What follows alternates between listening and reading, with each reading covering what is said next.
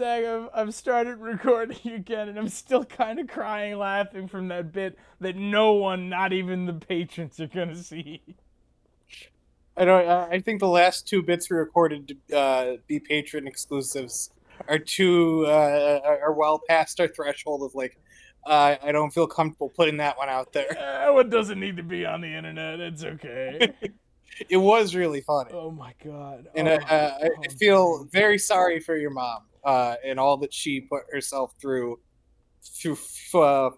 pure force of social awkwardness. Oh my god. And like she was really funny. Oh, it's incredibly Oh funny. my god. Oh. All right, Zach.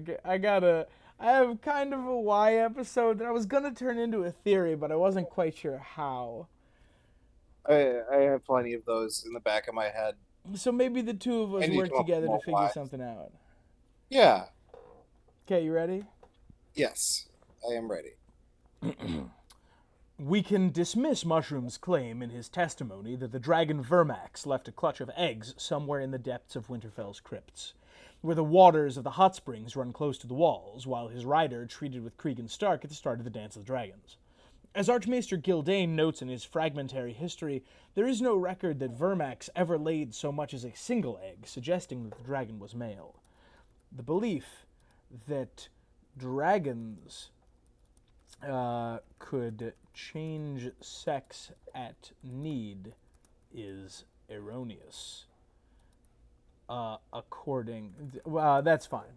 The belief that dragons could change sex at need. How do you spell? Why can I not spell belief?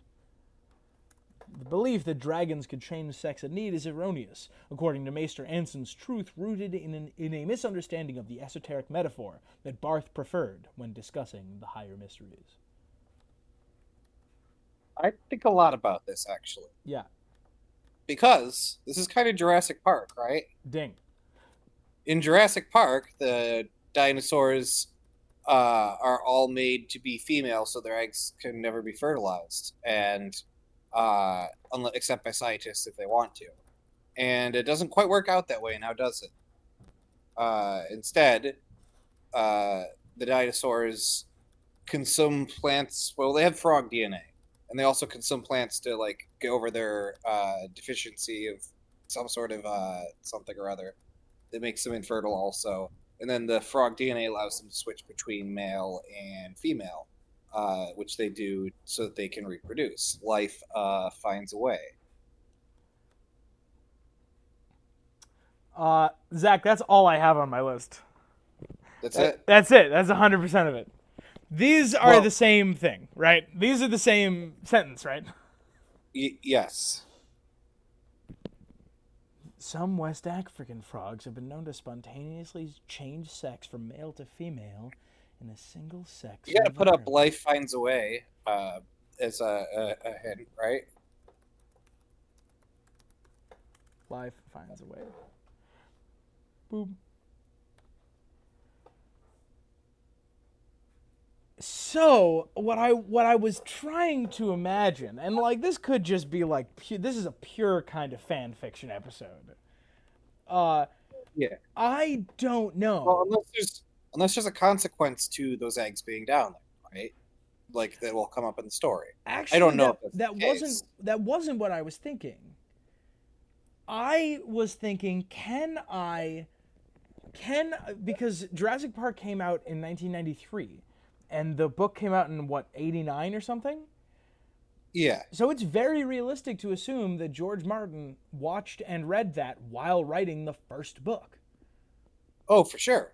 And he was also, he had a very similar, like, sort of life to Michael Crichton in work purposes. Very different political opinions, very different, like, personal philosophy about writing and all that. But they were both authors who went to Hollywood and wrote television and movies as well, intermittently.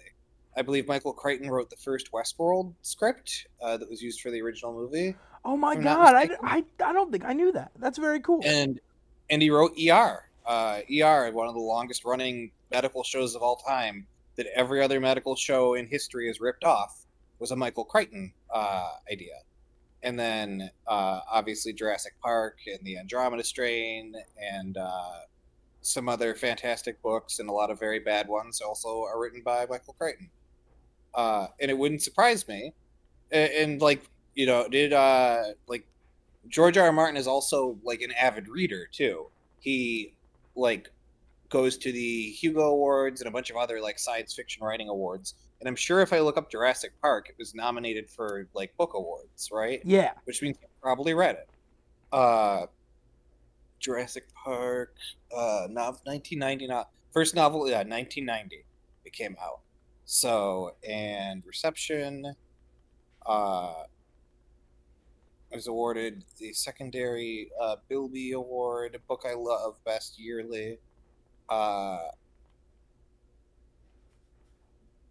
so yeah, I think it's pretty conceivable he watched the movie and read the book. When was Game of Thrones? The book came out in 1996, and the movie was 1993. He had all the time in the world to be aware of Jurassic Park. It actually probably would have been hard for him not to be aware of Jurassic Park. Yeah, given Considering how popular it was. I was born in 1993. I was born before Jurassic Park came out, just barely. And I grew up with it. I remember it being everywhere. And going to see the sequel in theaters way, way, way too young. So What do you mean? Yeah. It's kind of, and also he adds this bit in Fire and Blood, way, way later. So if he didn't watch Jurassic Park then, he had like every sequel pretty much. Yeah, like George, what are you doing? Yeah. So here's my thought, right? This is the theory I wanted to create. The dragons are many people speculate that the dragons are in part genetically engineered. And I would love there to be like a Jurassic Parky sort of like laboratory. Well, it would have to be in Valyria, right? Yeah.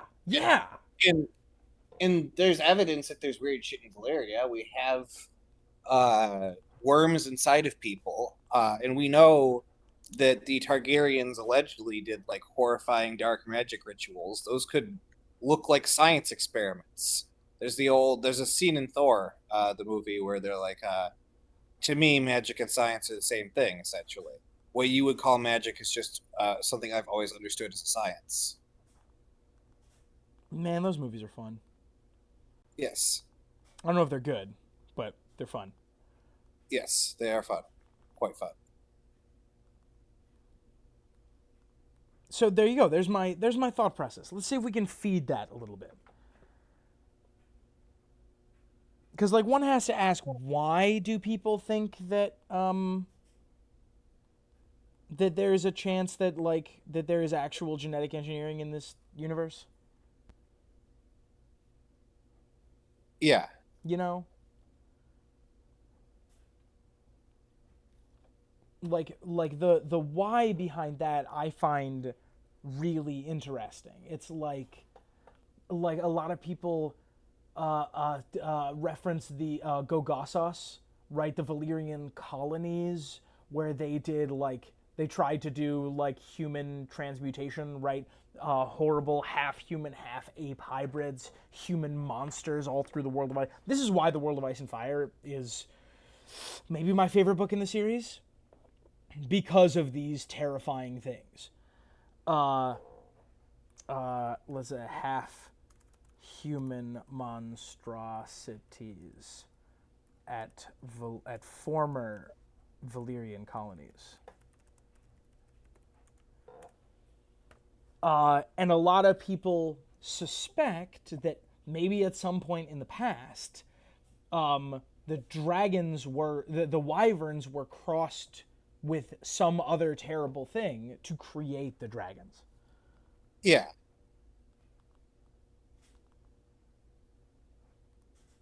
You know, I was kind of setting up there and hoping that you would I'm thinking, processing this information.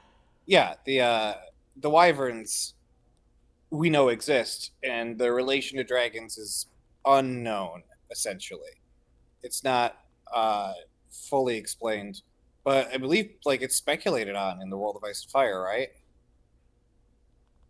Or at the very Yeah, least, leaves the question open.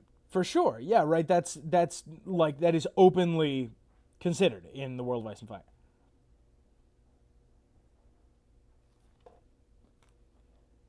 So, like, how can we map that against Jurassic Park? I mean, like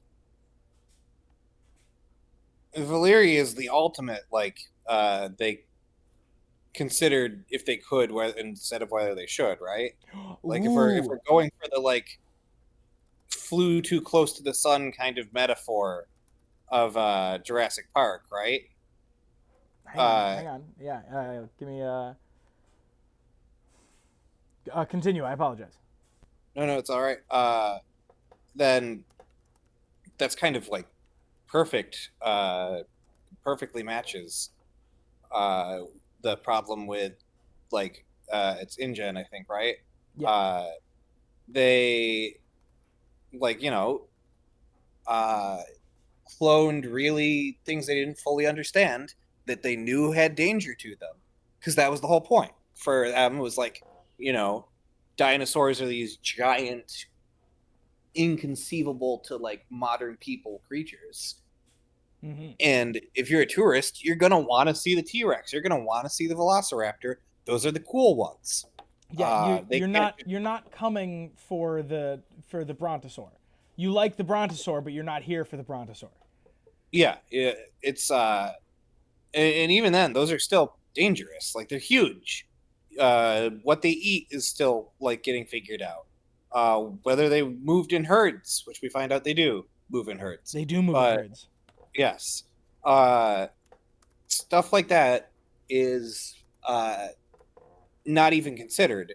And you could say the same for all the like magic and other things that the Valyrians were dabbling in, Dabbing in. uh, dabbing in.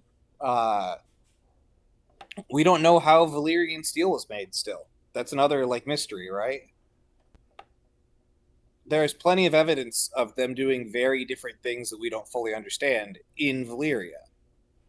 Uh, and of course, dragons are the same thing if they made them, right? If they created dragons, it's just a thing to use as a weapon. Then they probably weren't considering, well, what happens when we have them? What happens when they exist? Uh, there's a So great. Sorry, go ahead. no, you're right. But like, what did happen? Because that's kind of the rub, isn't it? That Yeah, that this is about hubris, right? This is about yes, being godlike, right? Flying too close to the sun and being punished for it, finding the consequences of your actions under the next rock. yeah. But they exploded. And it's unclear whether that was like the Faceless Men blowing them up or like uh maybe. I mean, another big inspiration is Lord of the Rings, right? And there's an entire in Lord of the Rings abandoned dwarven civilization because they dug too deep and hit hell essentially. Yeah, they dug too greedily and too deep. I mean, Yes. that's worth writing down. They dug too greedily and too deep. And while it's a great propaganda victory and also a great sales pitch, if the Faceless Men kind of imply they took out the Valyrians, it doesn't need to be true. Yeah, for sure. Right, and that's Like, kind of what I'm like. I like the Faceless Men. I think that they're awesome. I think that they're awesome in the same way that I think that Daenerys is awesome. That they are not necessarily forces for good, but they are forces for murdering slavers, and I think that that's neat. they do evil onto evil, and that's a compelling narrative. Yes, I find that extremely compelling. Is the Punisher a good person? No. Should he exist in real life? Probably not. Is it fun watching him go after criminals? Do Uh, do that I we cheer know for as an him when audience he deserve kicks it? the shit out of Kingpin? You're goddamn right I do. Yes.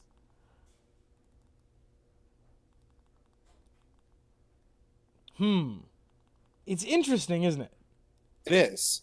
And I love the idea of whatever happened to Valeria, it was self-inflicted.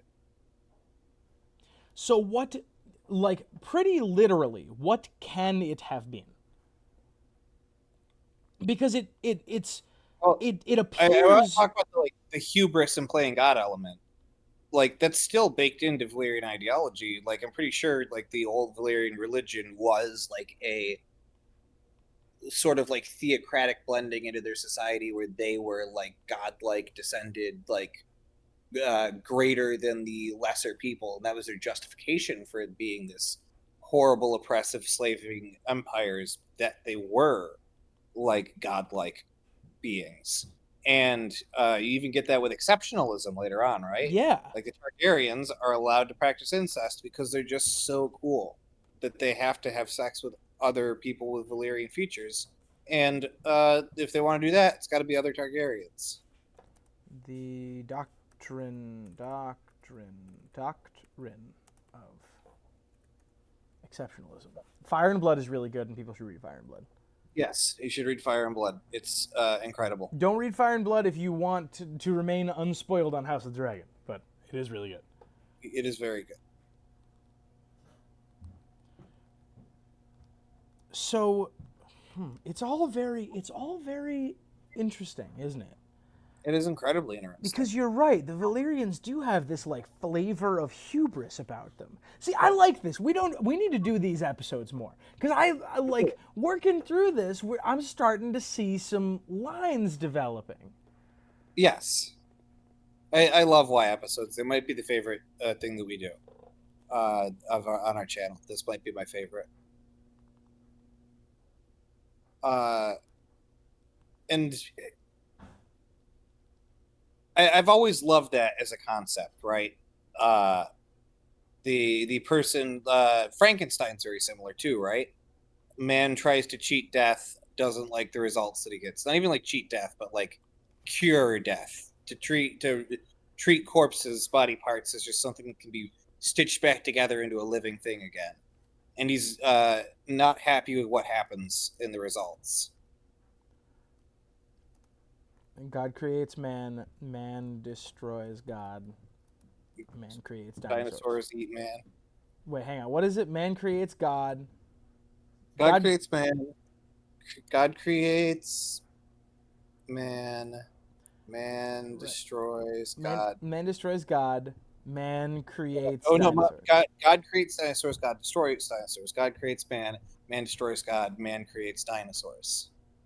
God creates hang on. God creates dinosaurs. Dinosaurs eat man. Hang on. I know the last part. God destroys dinosaurs. God creates man. Man destroys God. Man creates dinosaurs. And then, of course, dinosaurs eat man. Woman inherits the earth. Why are you watching this instead of Jurassic Park? Go watch Jurassic Park. I want to rewatch Jurassic Park now. God, it's really good. It is. I want to rewatch Jurassic Park 5. I'm trying to movie marathon different movie series with my roommates, but scheduling's been tough. Oh my God, you want to do? I would love to do this. I have been having like on the other channel, we have done now Jurassic Park and Indiana Jones, where we just talk about an entire movie series. Yeah, I would love to do that more. You know what I want to rewatch all of to see how good or poorly they've aged. Yes. Pirates of the Caribbean. Oh my God, me too. I don't think I ever saw the last one. I don't think I saw On Stranger Tides either. I'm sure somebody in the comments is about to say it's either good or bad. Zach, that's a hot take. One of those is a hot take. I'm not sure which. You think someone in chat is going to say it's either good or bad? Yeah. So in the comments, there'll be The newest Pirates of the Caribbean movie is good or it's bad. One of the two. Yeah, that Everyone, comment. please, everyone, please subvert Zach's expectations by saying something completely unrelated. I'm sure it's mostly gonna be people talking about the theory. God creates dinosaurs, God destroys dinosaurs, God creates man, man destroys God, man creates dinosaurs, dinosaurs eat man, woman inherits the earth. Of course. How could I forget? God, that's funny. Man, that movie's good. Zach, I don't know if you know this, but that movie's really good. It is incredibly good. And right, like, hang on, let me get my red pen. Shoot, this is related, right? Yeah. Right? People say it is said that Targaryens are closer to gods than to men. That's Rhaenyra. Rhaenyra, when she's explaining to Jace and Luke that we are actually just as we die just as fast if you poke little holes in us. Yeah. And that kind of like Rhaenyra doesn't. Well, in some ways she has like some royal hubris, but it's not to the level of other Targaryens we see. It's really not. And then we get perhaps like the like godliness and stuff like that, or like the attempt to be godly or more powerful is like, I don't know if it's like coded in, like they've read it into themselves, or it's just like a really big cultural sticking point. Either could be true in A Song of Ice and Fire because weird things seem to be like magically in tune to people's bloodlines. But the Targaryen Madness could be a like, byproduct of exceptionalism. It absolutely could. It could also be weird blood magic because Song of Ice and Fire is no stranger to such things. Yeah, it can be both. We can have it both ways in this god awful series. Yes. Huh. Zach, I don't have too much more to say. I like it's a weird sort of. It's one of those things. Do you remember when you were talking about the red door theory? And my immediate reaction, as soon as I understood what you were saying, I was like, "No, that's true. You have identified something that is correct. It fits too well. It tastes exactly the same." Yes. That's the way as soon as I saw, like, I went through and I reread and I saw this quote. And I was like, wait a minute, that's the same quote. That is Jurassic Park, yeah. It feels exactly the same. And somebody saying this is unsubstantiated, like, if they mentioned the others at all in Fire and Blood, they would have said the same thing. There's no evidence of an army of weird creatures with like blue skin and blue eyes who resurrect the undead. It's often believed tale of the wildlings, something like that. Oh yeah, of course. I haven't even touched on that really because as you do, I never trust the maesters with anything. Right. Yeah. When the more emphatically a maester denies something, the more I'm like, okay, so this is correct, right? And the more emphatically a maester asserts things are true, the more skeptical I become of it. The only ambiguity is when a maester says some people believe and some people don't. Yeah. I think the only thing that we can sort of like the true telling has a lot of things in it that probably aren't true, even though it also has things that probably are. Like it says it was based on interviews with a lot of people. It's hard to, but that's where the actual like historiography, which is really neat, of Fire and Blood, like the making of the history, is kind of ingenious because like they're interviewing people about something that happened decades ago, you know, when their memories of it have like faded and their perceptions have changed. So of course they're not getting it 100% accurate. Which is so cool, right? It's such a cool storytelling style. A lot of people do history that way. I complain when history podcasts are just interviews with people who were there at the time. It's like, of course they're gonna like have a really like specific narrative of it 40 years later when it's a story to them. You're getting the version of the story they told to impress people at bars. Damn. Yeah, you're getting the version that they had to memorize and repeat for cameras. Yes. So do you want to spend a little bit of time talking about the implications of dragons? Because, like, what I spent a lot of my time when I was thinking about this trying to find other connections to Jurassic Park, right? I wanted it to be more Jurassic Park. But the one Jurassic Parky bit that we can be pretty, I don't know about confident in, but that we can have at least some confidence in is this bit, right? That dragons appear to be able to change genders. Yeah. I'm pretty sure somebody's going to hold on to a butt at some point. Hold on to a what? A butt. Hold on to a... Oh, yeah, God damn it. God damn you. Do you think someone's going to say the magic word? Do you think Melisandre... Isn't that what Melisandre does occasionally? How dare you? I got there first and you interrupted me. How dare you? Oh my god. I hate this show. So, many people believe that there is a clutch of dragon eggs underneath Winterfell. And hopefully, relatively early in Season 2, we will see a little bit more of that in House of the Dragon. Because, mild spoilers for House of the Dragon. This will be mild spoilers for Season 2 of House of the Dragon. Luke is flying north to Winterfell right now. He's a diplomatic envoy for Queen Rhaenyra, and who is going to try to get Winterfell on his side. He is going to go and talk to Cregan Stark, who's a top-notch baller.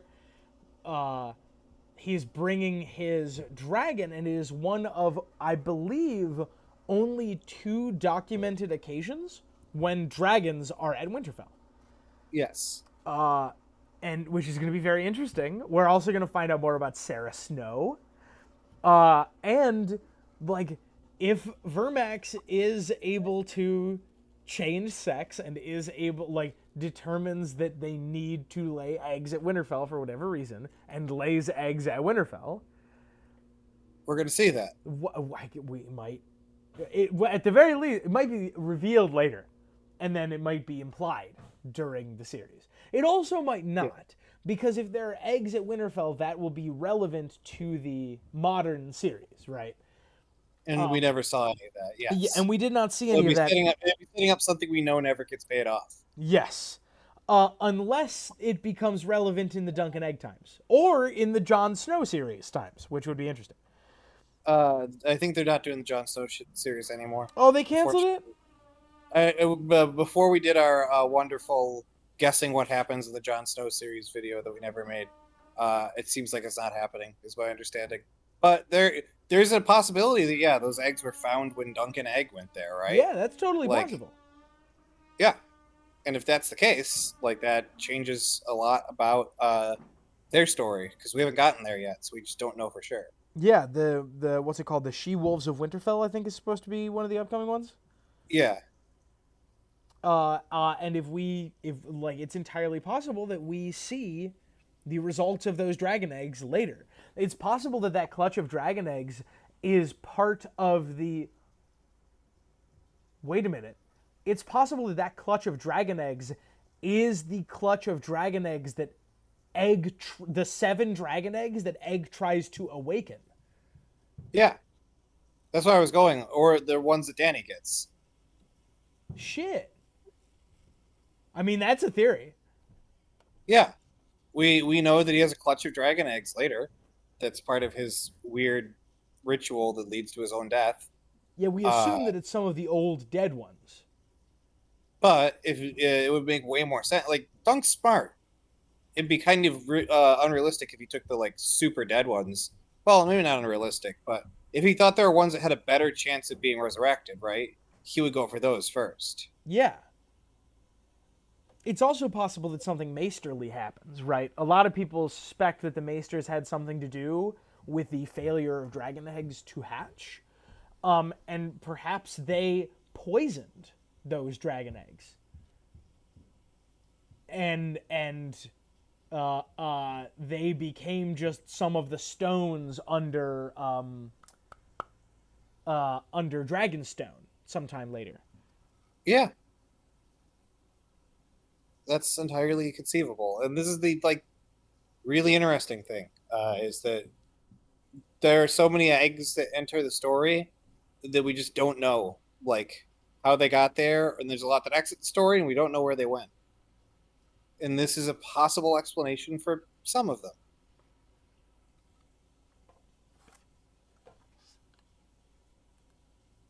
Zach, that's it for me. I think this is a good place to end it. Yeah. It's like, Uh, please add some more to this theory if you want to. It's very half baked, but I really like it, honestly. yeah, same. Yeah, Zach, say goodbye. Goodbye.